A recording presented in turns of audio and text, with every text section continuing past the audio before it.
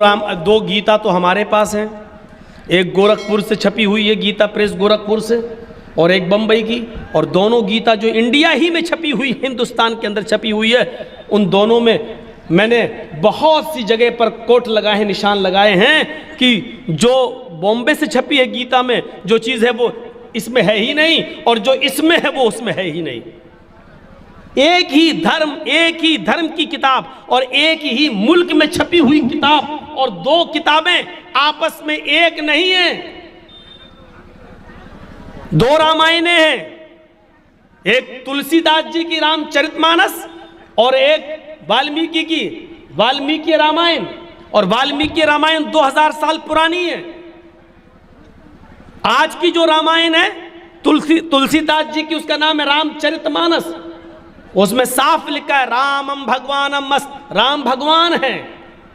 लेकिन वाल्मीकि जी की रामायण में पढ़ेंगे जो 2000 साल पहले लिखी गई थी, उसमें लिखा रामम पुरुषम मस्त, राम एक महान पुरुष।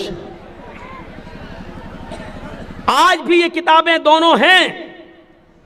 एक किताब में राम को भगवान का दर्जा दे दिया गया, और जो वाल्मीकि रामायण है, जो असल रामायण है, जो 2000 साल पहले लिखी गई थी, उसके अंदर राम को भगवान मानने के लिए वाल्मीकि जी तैयार ही नहीं है। वो ये कह रहे हैं कि राम एक महान पुरुष हैं, एक बुजुर्ग तो हो सकते हैं लेकिन भगवान चेंजिंग हो गई,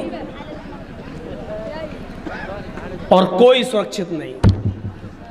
सारी किताबों को, मैं नहीं कहता हूं, सारी किताबों को अगर इस बात पर कोई चैलेंज कर ले, या इस बात पर अगर कोई आदमी ये तय कर ले कि सारी किताबों को जला दें, हक वो होता है जो न जले न मिटे न खत्म हो, तो फिर देखिए सारी किताबों को आप खत्म कर दीजिए, फिर देख लीजिए कौन सी किताब बाकी रहती है, जो बच जाए वही हक है।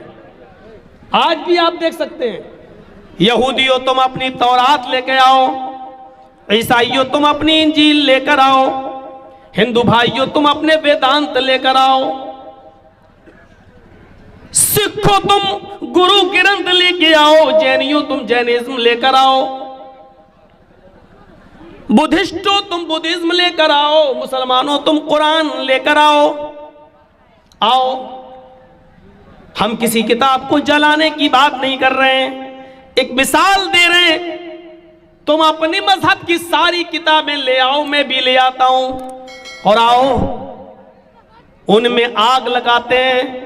मैं फिर कह रहा हूं, मैं जलाने की बात नहीं कर रहा हूं, लेकिन हक को पहचानने के लिए, सच्चाई को पहचानने के लिए और सच्चाई का एतराफ करने के लिए, अगर देखना चाहो कि कोई चीज हक वो होती है जो मिटाने की बात भी न मिटे, आओ एक बार ऐसा करके देख लो, सारी किताबों में आग लगा दो, सारी किताबें जला दो, उसके बाद देखते हैं कौन सी किताब बाकी रहती है, कौन सी किताब बचती है। तौरात का नुस्खा बाकी नहीं, यहूदी दोबारा तौरात नहीं लिख सकता, इंजील का नुस्खा बाकी नहीं, ईसाई दोबारा इंजील नहीं लिख सकता, वेदांत का नुस्खा मौजूद नहीं, वेदांत हिंदू भाई दोबारा वेद नहीं लिख सकते, और जैनी लोग जैनिज्म नहीं लिख सकते, बुद्धिस्ट लोग बुद्धिज्म नहीं लिख सकते, और इसी तरह सिख लोग गुरु नानक की गुरु ग्रंथ नहीं लिख सकते। आओ और मुसलमानों से पूछो कि तुमने भी तो अब कुरान जला दिया, सारा नुस्खा जल गया है, अब बताओ तुम्हारे पास भी तो किताब न रही। 10 साल का, 11 साल का, 12 साल का हाफिज कुरान उठेगा, सीने में जिसके दिल में महफूज है वो उठेगा, और अल्हम्दुलिल्लाह के अलिफ से शुरू करेगा, अलिफ लाम मीम के अलिफ से शुरू करेगा, और वन्नास तक पढ़ डालेगा, और चीख चीख कर कहेगा ये किताब मिटने वाली नहीं है, जलाओ तो जलेगी नहीं, समंदर में बहा दो तो बहेगी नहीं, इसलिए कि इस किताब का नाजिल करने वाला इंसान नहीं है, इस किताब को बनाने वाला इंसान नहीं है, इस किताब का रचयिता और रचनाकार कोई इंसान नहीं है। वो बच्चा चीख चीख कर कहेगा इन्ना नहनु नज़्ज़लना ज़िक्रा व इन्ना लहू लहाफ़िज़ून, ये कुरान तो अल्लाह की तरफ से नाजिल की हुई किताब है, और अल्लाह ने वादा किया इस किताब की हिफाजत हम ही करेंगे, क़यामत की सुबह तक इस कुरान की हिफाजत होगी। इसलिए जब भी कुरान पढ़ो तो दिल को साफ कर लो कि इस कुरान के अंदर शक करने की कोई गुंजाइश बाकी नहीं। हाँ, और जब शक करने की गुंजाइश बाकी नहीं है तो सोच लीजिए इस कुरान ही में सब हिदायत मौजूद है। और जब कुरान में हिदायत आ रहा ना, हुदल लिल मुत्तकीन, इसलिए पहले ही कह देता हूँ इस कुरान के अंदर हिदायत है। और जब कुरान सबके लिए हिदायत हो फिर मुसलमान ही इस कुरान से दूर हो, ये बड़े अजीब, ये ताज्जुब की बात है। जो कुरान डंके की चोट पर ऐलान करता हो शहरु रमज़ान अल्लज़ी उन्ज़िला फ़ीहिल कुरान हुदल लिन्नासी व बय्यिनातिम मिनल हुदा वल फुरकान, ये कुरान जो अल्लाह रमज़ान के महीने में नाजिल हुआ, किस महीने में?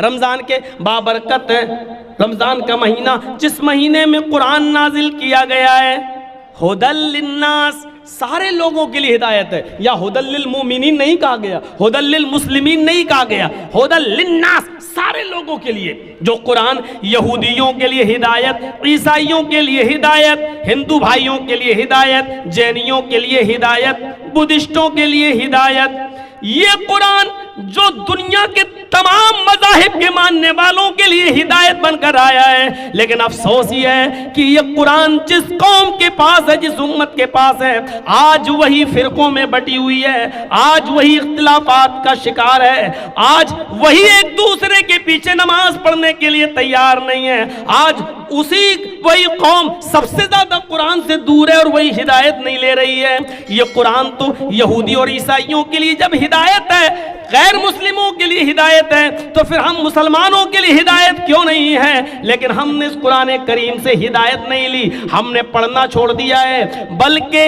इसको समझना छोड़ दिया है, बल्कि इसको पढ़ने और लिखने और समझने की जिम्मेदारी सिर्फ मौलवियों तक महदूद कर दी है। मौलवियों ने भी इस जिम्मेदारी को 4 इमामों तक महदूद कर दिया है कि हम भी इसको नहीं समझ पाएंगे। इसकी सही तालीम और इसका सही इल्म तो इन 4 ही बुजुर्गों ने समझा है। अबू हनीफा ने, इमाम शाफी ने, इमाम मालिक ने, इमाम अहमद इब्न हम्बल ने। तो फिर मेरे भाइयों, जो कुरान सारी दुनिया के लोगों के लिए हिदायत हो, उसको सिर्फ 4 लोगों में बांट देना और मुसलमानों को यह कह देना कि ये तुम्हारे समझने की चीज नहीं है, इससे बड़ा इस किताब के ऊपर जुल्म क्या होगा, उससे बड़ा इस किताब कुरान के ऊपर जुल्म और क्या होगा। मेरे प्यारे साथियों, ये कुरान ऐलान कर रहा है, वो लोगों, इस कुरान को जब डॉक्टर अम्बेडकर ने पढ़ा तो वो भी इस्लाम लाने के लिए तैयार हो गए। इस कुरान को भोपाल के डॉक्टर शिव शक्ति स्वरूप ने जब पढ़ा तो वो इस्लाम ले आए। आज वो डॉक्टर शिव शक्ति स्वरूप का नाम इस्लामुल हक है, उनकी बीवी का नाम खदीजा है, उनकी बेटी का नाम आयशा है।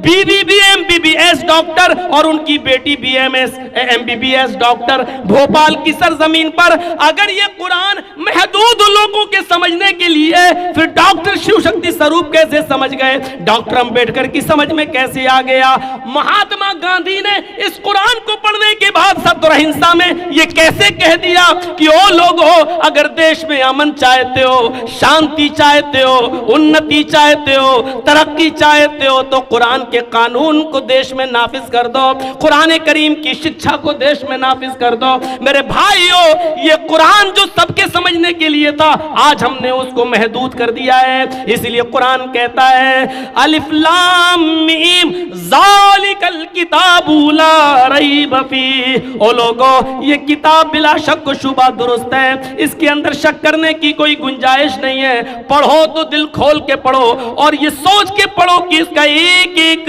लफ्ज, नुक्ता भी अल्लाह की तरफ से नाजिल हुआ है, इसमें किसी का कोई हाथ नहीं है, अल्लाह की तरफ से नाजिल हुआ है और ये सबके लिए हिदायत है। लेकिन जाहिर है कुछ खास कर दिया यहाँ पर, हुदल लिन्नास तो वहाँ कह दिया, हुदल लिन्नास वहाँ कह दिया वो सबके लिए, लेकिन यहाँ खास कर दिया गया हुदल लिल मुत्तकीन, हिदायत तो सबके लिए, बिलखुसूस अल्लाह से डरने वाले लोगों के लिए, मुत्तकियों के लिए। मतलब ये है जो तासुब, घृणा और नफरत का चश्मा उतार कर अगर इसको पढ़ेगा और समझेगा तो उसको ये कुरान उसको हिदायत मिल जाएगी।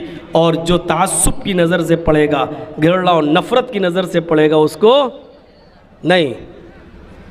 अब देख लो, परवीन तोगड़िया कुरान में पढ़ता तो उसको 24 आयतें जिहाद की मिल गई, आज बीजेपी वाले कुरान की जिहाद की आयतों को कोट करके पढ़ रहे हैं कि देखिए तुम्हारे यहाँ ये जिहाद की आयतें लिखी हुई हैं, ये कह रहे हैं मारो काफिरों को, कत्ल करो। तो चश्मा है।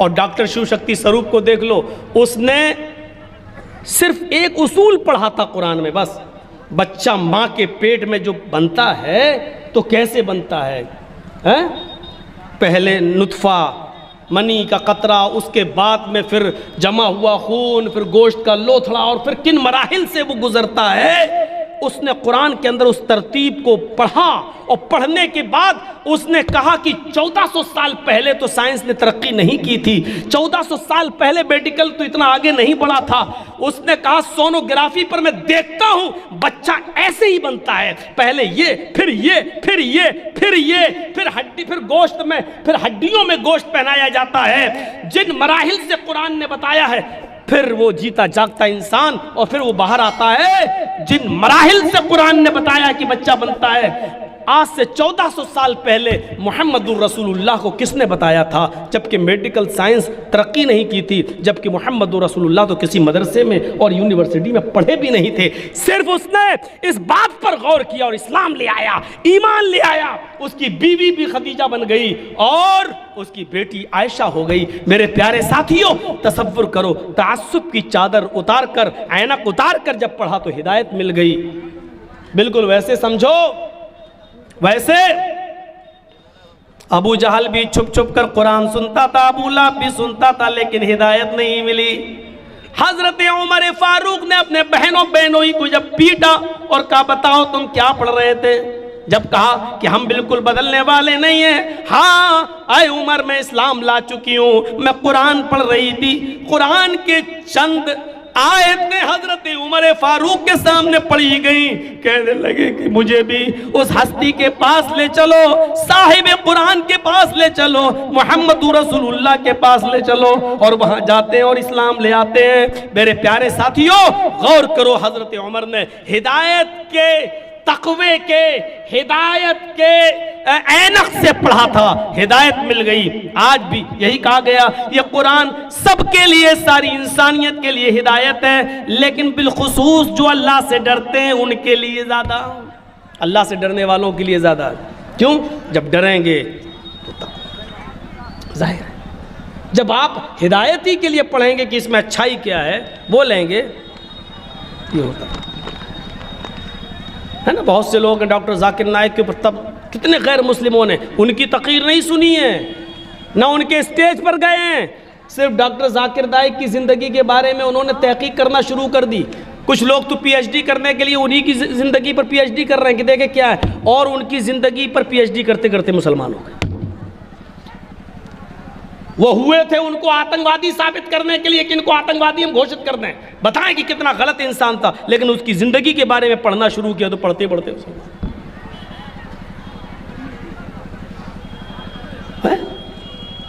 तसव्वुर करें आप। तो आप कुरान करीम को सिर्फ इस अकीदे से और इस नीयत से पढ़िए, गैर मुस्लिम भाई तो इस नीयत से पढ़ें कि इसमें देखें क्या अच्छा है, आपको बहुत सी चीजें मिलेंगी।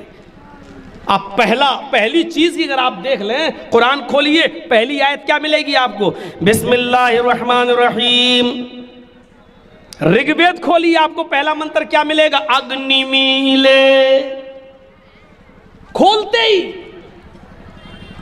बड़ी बड़ी डिबेटें होती हैं चैनलों पर, हिंदू मुसलमान, हिंदू मुसलमान, हिंदू मुसलमान।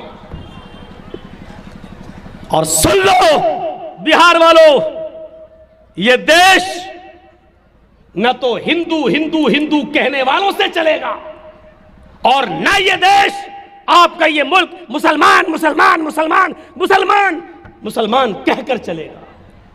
ये देश हिंदू मुसलमान सिख और ईसाई सबको साथ में लेकर चलेगा।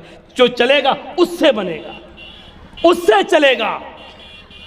आज हमारे और हमारे भाइयों के दरमियान कोई फर्क नहीं रह गया है। वो टीवी पर बैठकर हिंदू हिंदू हिंदू कर रहा है, हमारे भाई टीवी पर बैठकर मुसलमान मुसलमान मुसलमान मुसलमान कर रहे हैं, और बांट के रख दिया है, आज तकसीम करके रख दिया है आज, और आज दूसरों के लिए राहें हमवार करके रख दी हैं। उनको पाला जा रहा है और पोसा जा रहा है। मैं नहीं जानता हूं दिलों का हाल, अल्लाह जानता है, लेकिन माफ कीजिएगा नुकसान बहुत बड़ा हो रहा है। मैं जानता हूं कुछ लोगों के दिलों में चुभ रही होगी बातें, कांटा। मौलाना साहब बस नाम मत ले लेना, घबराओ नहीं, नाम नहीं लेंगे। जो काम बगैर नाम से हो जाए तो नाम लेने की जरूरत क्या है? मेरे भाइयों, ये आपको देखना पड़ेगा, सोचना पड़ेगा। ये देश सबका है और सबके नाम पर बना था, सबने कुर्बानियां दी थी, इसलिए भाईचारे को खत्म मत होने दीजिए। गलती हिंदू भाइयों की नहीं है, गलती सिख और ईसाइयों की नहीं है, गलती इस देश के किसी नागरिक की नहीं है, गलती उन नेताओं की है जो हमें और आपको एक दूसरे के खिलाफ नफरतें भरवा रहे हैं। देखा था ना, यही मीडिया वाले कितना पीछे पड़े थे, कितना पीछे पड़े थे मीडिया वाले मरकज निजामुद्दीन पर। कोरोना फैक्ट्री, कोरोना बम, इस कोरोना फैक्ट्री और कोरोना बम में कहां चला गया अर्नब गोस्वामी, कहां चला गया जी न्यूज? कोर्ट ने ऐसा डंडा मारा है इन मीडिया, इन चैनलों पर कि जिसका दर्द इनको इस सरकार के जाने के बाद होगा, अभी नहीं होगा। अभी तो जैसे शराब पी लेते हैं ना, नशा है, मारो थप्पड़ नहीं लग रही है तकलीफ, अभी नशा है दौलत का, मिला हुआ है, हड्डियां पड़ी हुई हैं इनके सामने, अभी एहसास नहीं है, अभी एहसास नहीं है। जब देखेंगे कि हमने क्या किया, कोर्ट ने वो डंडा मारा है कि सिर्फ मरकज को बदनाम किया गया, निजामुद्दीन का, मौलाना साद का कोरोना से कोई ताल्लुक नहीं। वो कोरोना बम, कोरोना आतंक, कोरोना फैलाने की फैक्ट्री, क्या क्या जुमले नहीं बोले गए थे। तो ये कौन कर रहा है? कहां से आ रही है ये नफरतें, कहां से? तो ये हमें और आपको समझना पड़ेगा। ये देश, हमारा मुल्क, न तो सिर्फ हिंदू हिंदू कहने से चलेगा, न मुसलमान मुसलमान कहने से चलेगा। ये हमारा मुल्क सबको साथ लेकर चलने से चलेगा। अल्लाह हमारे मुल्क की हिफाजत फरमा। दुआ करिए, ये तहज्जुद की नमाज का वक्त है, शायद अल्लाह कबूल कर ले। अल्लाह इस मुल्क के अंदर हिंदू मुसलमान सिख यहूदी ईसाई सब हमेशा से मिलकर रहे हैं। अल्लाह उनको इसी तरीके से मिलकर रहने की तौफीक अता फरमा। हमारा भाईचारा अल्लाह बना रहे। और एक ये भी दुआ कर लीजिए, चाहे बद्दुआ कह दीजिए, और जो तोड़ रहा होगा उसको बुरा लगेगा ही, साफ कह दूं, ये बद्दुआ ही समझ लीजिए। आय अल्लाह, जो हमारे इस मुल्क को तोड़ रहा हो और हमारे भारत के टुकड़े टुकड़े करने की कोशिश कर रहा हो, आय अल्लाह तो उसको तबाह बर्बाद कर दे। देखो मिर्चें किसको लगती हैं,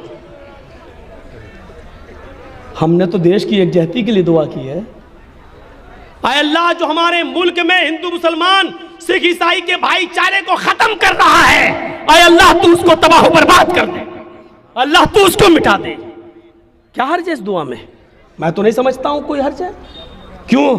भाईचारा, इस शरीयत पढ़िए मेरा, खैर वो दूसरी तरफ हम चले जाएंगे। मेरे भाइयों, वक्त ज़रूरत नहीं है अभी उन मिसालों को देने की, पैदा करिए अपने अंदर। जज्बाती हो ना, जज्बाती, पता चलेगा। बंगाल के अंदर भी चुनाव होने वाले हैं, पता चलेगा। मेरे भाइयों,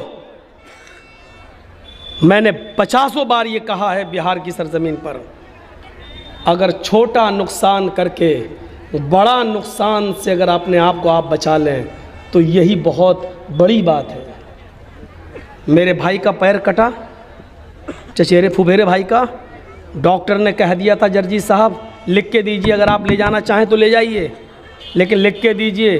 क्या अपनी मर्ज़ी से ले जा रहे हैं? अगर लेकर गए तो ज़्यादा दिन ये बचेगा नहीं।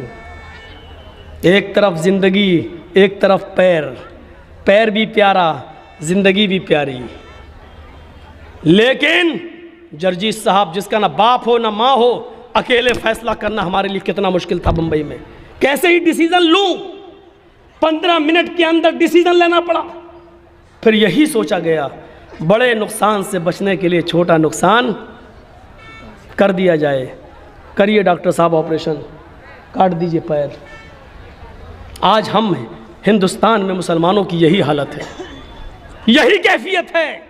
इस चीज को याद रखिए, यही कैफियत है। हमारे लिए, हमारे हक में कोई नहीं है, ये सोच लो, ये फिर याद रख लो, हमारे लिए कोई भी पार्टी बेहतर नहीं है।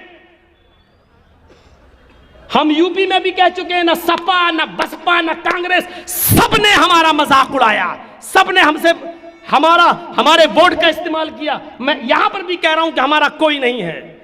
आप ये सोच लीजिए हमारा कोई नहीं है, लेकिन ये भी सोचिए कि बड़े नुकसान से बचने के लिए अगर हम छोटा नुकसान करना चाहें तो कम से कम छोटा नुकसान करके अपने आप को बड़े नुकसान से बचा लें। इस वक्त ये कंडीशन है, ये तो हम कर सकते। ऑपरेशन हो रहा है आपका, कोई एक फर्क भी अभी उठ के नहीं जाएंगे। आप बोलिए, नहीं छोड़िए, ये कंडीशन है। जैसे उस औरत को देखो जिसके पेट से बच्चा पैदा होता है और डॉक्टर ने कह दिया जल्दी बताओ डिलीवरी होने वाली है, मैं बच्चे में से या मां में से किसी एक को बचा सकता हूं, क्या करूं? बोलिए, बच्चे को बचाऊं या मां को? ये कंडीशन आ जाए तो आप क्या करेंगे? ऐसी सूरत में एक ही सूरत बाकी रह जाती है आपकी, आप ये कहेंगे डॉक्टर साहब मां को बचा लीजिए, बच्चा जा रहा है तो जाने दो, क्या करे, कंडीशन ऐसी है। तो छोटा नुकसान करके अपने आप को बड़े नुकसान से बचाइए। ये सूरत हाल है हमारी। अल्लाह ताला इन तमाम सियासी पार्टियों को तौफीक दे और मुसलमानों के लिए हमदर्द भी बना दे, हमदर्द बना दे। हम अपने हक की लड़ाई लड़ रहे हैं, हमें भीख नहीं चाहिए, हमारा हक चाहिए। अल्लाह जो भी बरसर इख्तिदार हो उनको हमारा हक देने की तौफीक अता फरमा, भीख नहीं, हमें हमारा हक चाहिए। अय अल्लाह इनके दिलों को ऐसा मोम कर दे कि मुसलमानों के हमदर्द बन जाएं और हमारा हक हमें दे दे। हुदल लिल मुत्तकीन, ये कुरान मुत्तकियों के लिए, अल्लाह से डरने वालों के लिए हिदायत है। हिदायत तो सबके लिए, लेकिन बिलखुसूस जो अल्लाह से डरता है। मैंने अभी मिसाल दी, हजरत उमर फारूक ने हिदायत के चश्मे से पढ़ा, हिदायत मिल गई। अबू जहल को, अबू लहब को हिदायत नहीं मिली। मेरे भाइयों, वो अब्दुल्ला जुल बजादैन जो जंगलों में घूमा करता था और अपने चचा की बकरियां चराया करता था, भेड़ों बकरियां चराते चराते सहाबाए किराम मक्के की जंगलों में कुरान की आयतें गुनगुनाते थे। ये कुरान की आयतें सुन सुनकर इस्लाम ले आया। कुरान की आयतों ने इसके दिल में अपनी जगह बना ली और अब्दुल्ला जुल बजादैन कुरान की चंद आयतें सुनकर इस्लाम ले आया। वो हजरत तुफैल दौसी जो चुपके चुपके मक्के की गलियों में रुई लगाकर कानों में फूंस कर घूमा करते थे, मबादा कहीं मुहम्मदुर रसूलुल्लाह के कुरान के पढ़ने की आवाज मेरे कान में न चली जाए। एक दिन नमाज पढ़ते हुए देखा अल्लाह के नबी को नमाज में खड़े हैं और कुरान जोर से पढ़ रहे हैं। सोचने लगा मुंह तो आगे है, हम पीछे सुन लेते हैं कि मोहम्मद पढ़ते क्या है। कान से रुई निकाली और सुनने लगा, और जैसे ही उसके कानों में कुरान की आयतें गईं, वहीं खड़ा होकर नबी अकरम के सलाम फेरने के बाद चीख पड़ा, अशहदु अल्ला इलाहा इल्लल्लाह व अशहदु अन्ना मुहम्मदन अब्दुहु व रसूलुहु। ये वो लोग थे जो हिदायत के चश्मे से पढ़ा करते थे, ये वो लोग हैं जो हिदायत के चश्मे से सुना करते थे। तो ये कुरान उन लोगों के लिए हिदायत है जो, किनके लिए? जो अल्लाह से डरते हैं और हिदायत की नज़रों से कुरान करीम को पढ़ते हैं, तासुब की नज़रों से नहीं। तासुब की नज़र से पढ़ो तो देखो एक औरत यूट्यूब पर कैसे आती है, कुरान की एक एक आयत को कैसे कोट करके कहती है देखो क्या लिखा है इस कुरान में, देखो क्या लिखा है इस कुरान में। लेकिन अल्लाह का शुक्र है, अल्लाह ने उन्हीं लोगों में से ऐसी औरतों को भी पैदा कर दिया जो उस औरत को जवाब देती है। हमें कुछ कहने की ज़रूरत ही नहीं है, आप ही के घर से आपको जवाब देने वाला मिल गया। अल्लाह जिससे काम ले ले। हुदल लिल मुत्तकीन अल्लज़ीना युक़ीमूनस्सलाता व मिम्मा रज़क़नाहुम युनफ़िक़ून। और ये कुरान उन लोगों के लिए भी हिदायत है जो नमाज कायम करते हैं और हमने जो उनको रिज़्क़ दिया है उसमें से वो खर्च करते हैं। अल्लाह की राह में नमाज कायम करते हैं, कायम करते हैं। पढ़ना नहीं आया नमाज पढ़ो, पढ़ो नहीं, कायम करना। और कायम करना क्या है? इन्नस्सलाता कानत अलल मुमिनीना किताबम मौक़ूता। ये नमाज मुसलमानों पर वक्त मुतय्यना पर फर्ज की गई है, अपने वक्त पर। अगर पढ़ना होता तो शिया भाइयों की तरह भी जायज़ हो जाता, चलो सुबह उठो 5 टाइम की इकट्ठी पढ़ लो। शियों में तो हमारे लखनऊ में कुछ शिया लोग हमारे दोस्त हैं, वो कहते हैं हम लोग तो एक एक महीने की भी पढ़ लेते हैं, एक एक महीने की भी पढ़ लेते हैं। नमाज अपने वक्त पर फर्ज है। ये अलग बात है कि आप सफ़र में हैं तो आप जमा बैन सलातैन कर सकते हैं, उसकी तफसील में जाने की ज़रूरत नहीं, वरना नमाज अपने वक्त पर फर्ज है।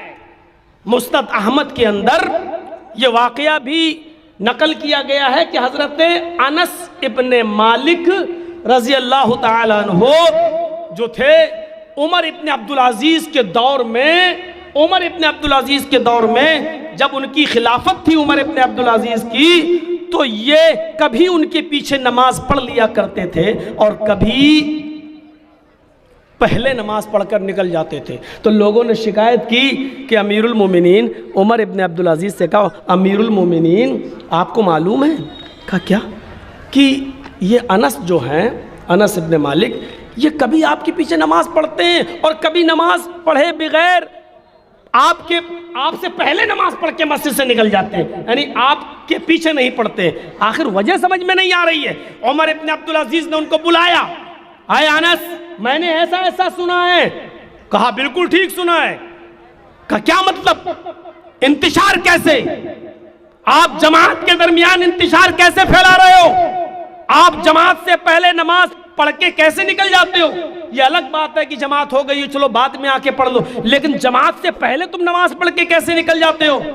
तो हजरत अनस ने जो जवाब दिया, मुस्नद अहमद में आज भी लिखा हुआ है, अनस इब्ने मालिक ने जवाब दिया, अमीरुल मोमिनीन, आए उमर इब्ने अब्दुल अज़ीज़, मेरी आंखें जनाबे मोहम्मद रसूलुल्लाह के नमाज के औकात को पहचानती हैं। मेरी आंखों ने देखा है कि अल्लाह के नबी ने फजर कब पढ़ी, ज़ुहर कब पढ़ी, असर कब पढ़ी, मगरिब कब पढ़ी, ईशा कब पढ़ी। मेरी आंखें अभी धोखा नहीं खा रही हैं। मेरी आंखों ने जनाबे मोहम्मद रसूलुल्लाह के नमाज के टाइम को देखा है, नमाज के वक्त को देखा है। जब आप उस वक्त नमाज पढ़ते हैं जब जनाबे मोहम्मद रसूलुल्लाह ने पढ़ी है, तो मैं आपके पीछे नमाज पढ़ लेता हूं, और जब देखता हूं कि आप लेट हो गए हैं और अव्वल वक्त निकला जा रहा है, नबी अकरम की जो नमाज का वक्त है वो निकला जा रहा है, तो फिर मैं पहले नमाज पढ़ लेता हूं अव्वल वक्त में और नमाज पढ़कर निकल जाता हूं। इसलिए कि मैं आपको तो नसीहत नहीं कर सकता, लेकिन मैंने तो अल्लाह के नबी की नमाज के वक्त को देखा, मैं उस वक्त नमाज पढ़कर चला जाता हूँ, निकल जाता हूँ। मेरे भाइयों, ये था जज्बा। अल्लाह के रसूल सल्लल्लाहु अलैहि वसल्लम की नमाज के वक्त से भी इतनी मोहब्बत कि खलीफा की भी नहीं सुन रहे हैं, खलीफा के पीछे भी नमाज नहीं पढ़ रहे। अगर वो टाइम से हट गए हैं, अगर वो वक्त से हट गए हैं, अगर वो दूसरे वक्त में नमाज पढ़ रहे हैं, तो ये अव्वल वक्त में नमाज पढ़कर निकल जाते हैं। तो नमाज कायम करना यह है कि उसको उसके वक्त पर पढ़ा जाए। यहाँ देख रहे हैं IPL मैच इंडिया पाकिस्तान का, 2 ओवर रह गए, ये और देख ले फिर जाए, 2 ओवर और देख ले, पता चला नमाज निकल गई, अब जाके पढ़ रहे हैं। ये क्या बात है? अब आप पढ़ रहे हैं, समझ लीजिए कि अदा तो हो रही है, लेकिन आप उस सवाब को पहुंच जाएंगे। और जानबूझकर आपने छोड़ा है, जानबूझकर, कसदन आपने छोड़ा है, कसदन। काजी शुरह का वो वाकया उनके बेटे का आपने सुना होगा, ना सुना हो तो सुनिए। जिस मदरसे में काजी शुरह का बेटा पढ़ता था, कौन काजी? जिनको हजरत अली ने काजी बनाया था, काजी कूफा का काजी। बच्चा एक दिन निकला, उनका बेटा, बाल उसके बड़े हो रहे थे, किसी बार्बर की दुकान पे जाता, हज्जाम की दुकान पर, और वो बाल बनवाने लगता है। लेकिन जब बाल बनवाता है तो बाल बनने में इतनी देर लग जाती है कि उसकी असर की नमाज का वक्त निकल जाता है। जब मदरसे आता है तो पता चलता है कि असर का वक्त, जमात हो चुकी है, वक्त अभी मौजूद है, सूरज नहीं गुरूब हुआ है, सिर्फ जमात निकल चुकी है। उसने वुजू बनाया और अकेले उसने 4 रकात नमाज पढ़ ली। मदरसे के असातिज़ा ने देखा, काजी शुरह का बेटा ये कहाँ गया था, इसकी जमात कैसे छूट गई है? पूछा कहाँ थे? उसने बताया कि बाल बनवाने के लिए बैठ गया था, वो ज़रा आहिस्ता आहिस्ता बाल बना रहा था, इसलिए देर हो गई। पूछा कि तुम असर की नमाज पढ़कर बाल बनवाने क्यों नहीं गए? तुम इतने शेड्यूल टाइट के अंदर, इतने कम वक्त के अंदर, असर की जमात में जब इतना टाइम कम था तो फिर तुम बाल बनवाने के लिए क्यों गए? ठीक है, तुम्हें सज़ा मैं नहीं दूंगा, काजी है तुम्हारे बाप, उन्हीं के पास ये मसला लेके जाया जाता है, देखते हैं कि तुम्हारे बाप तुम्हारे बारे में क्या फैसला सुनाते हैं। पर्चा लिखकर भेज दिया गया। कासिद पर्चा लेकर जाता है और पर्चा काजी शुरह के सामने आता है। मदरसे के असातिज़ा ने लिखा कि आपके बेटे ने इतने टाइट और तंग वक्त में नमाज बाल बनवाए अपने सर के कि जब बाल बनवा कर आया तो असर की जमात खत्म हो चुकी थी, असर की जमात निकल चुकी थी। उसने बाद में नमाज पढ़ ली लेकिन जमात छूट गई। बताइए आपके बेटे को क्या सजा दी जाए? काजी हैं आप, बताएं क्या फैसला है आपका? काजी शुरैह ने अपने बेटे के लिए जो फैसला सुनाया वो सुनिए। काजी शुरैह ने जो फैसला सुनाया वो फैसला ये था, एक मोटा डंडा उसी कासिद को दे दिया और असातिज़ा के लेटर के पीछे ये अल्फाज लिख दिए कि मेरे बेटे ने इतने तंग टाइम में बाल बनवाए कि उसकी असर की जमात निकल गई। इस मोटे डंडे से मेरे बेटे को इतना मारो, इतना मारो, इतना मारो कि जब तक ये डंडा टूट कर 3 टुकड़े ना हो जाए तब तक मेरे बेटे को पीटते रहो, तब तक मेरे बेटे को पीटते रहो। और जब ये 3 टुकड़े हो जाए तब मेरे बेटे को एक कमरे में बंद कर दो और उसका खाना पानी बंद कर दो। अगर वो